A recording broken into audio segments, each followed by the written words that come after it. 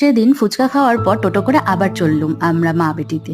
পৌঁছে গেলাম পার্লারে। পার্লারে অনেক দিন কিছু করানো হয় না, তাই গিয়েই একটা স্পেশাল স্পা ট্রিটমেন্ট নিয়ে নিলাম।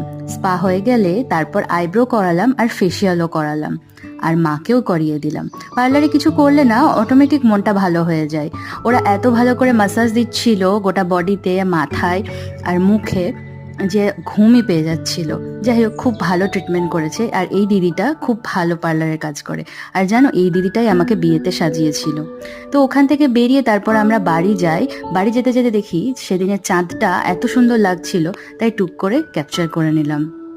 তারপর বাড়ি গিয়ে দেখি বোন আইসক্রিম নিয়ে এসেছে, আর বোনের মেয়ে আমার হাত থেকে একদম কেড়ে নিচ্ছিল। ভাবছিল ওকে বোধহয় দেওয়াই হবে না। তো তারপর সেদিন যে আংটিটা নিয়েছিলাম সেটা তোমাদের দেখালাম, দেখে বলো কেমন হয়েছে।